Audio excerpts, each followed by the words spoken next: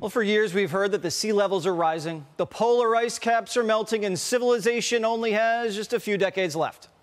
Politicians say this is all our fault, and the only way they're going to be able to save us from this death march is through them. If we don't keep the temperature from going above 1.5 degrees Celsius raised, then we're in real trouble. That's what's boiling the oceans, creating these atmospheric rivers and the rain bombs and sucking the moisture out of the land and creating the droughts and melting the ice and raising the sea level. Climate change is the crisis of our lifetime. We have an obligation to future generations to make sure that we have a planet for them to live on. Young women are deciding to forego having children because bringing new life into the world is too dangerous. Millennials are seeing therapists to discuss their climate anxiety. They're being medicated for it. And the more anxious the young generation is, the easier they are to exploit. The politicians and the press prey on vulnerable Americans, promising them salvation from the climate gods if they just pay more taxes and buy electric. As we reported last week, politicians like Sheldon Whitehouse write legislation sending millions of dollars in taxpayer cash to green energy companies that their spouses happen to work for. Scientists who dedicate their lives to the pursuit of truth now understand it pays more to be wrong. Scientists have quickly grasped that producing research papers that push climate alarmism attract more grant money, more book deals, and more notoriety. The more doom and gloom, the more funding and fame. It's a positive feedback loop between the researchers, the media, and the political policymakers.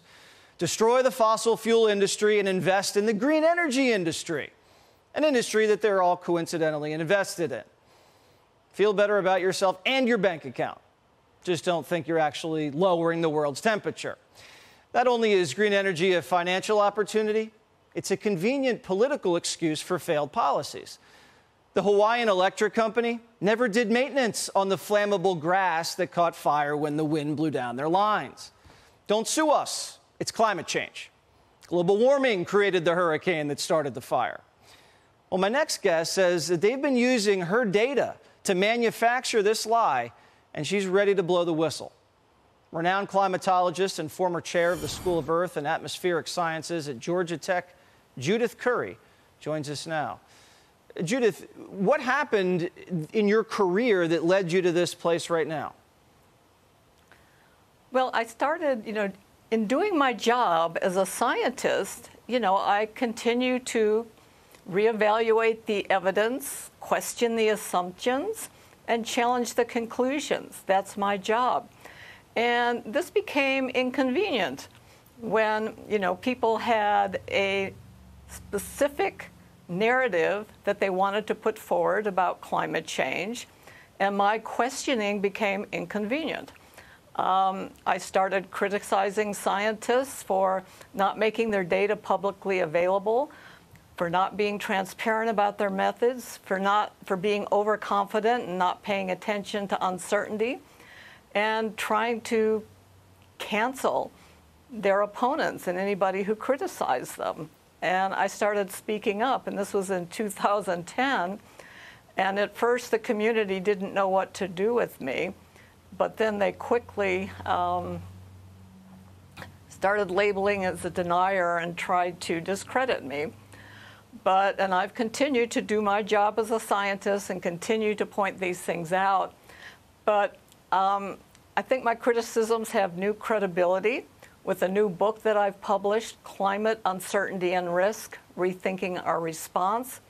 It's published by an academic press, and it's been extensively peer-reviewed and extensively documented with references to the literature.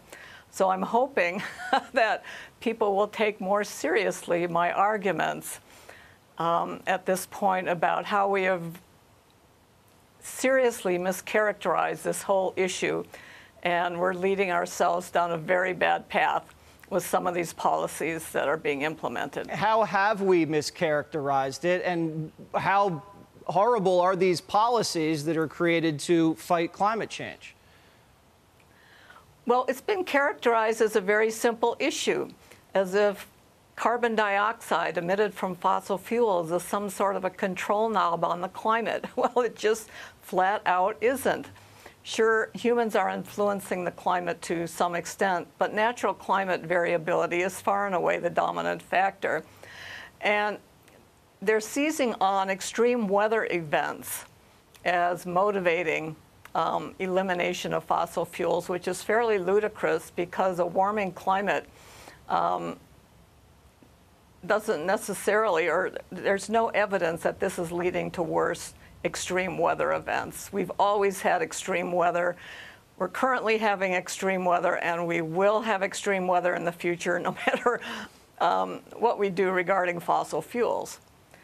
And so the urgency that is put forward that we have to deal with this issue with all these made-up targets, 1.5 degrees centigrade, whatever, is leading us to make hasty decisions that are bad. For example, wind and solar are very bad solutions for our energy supply.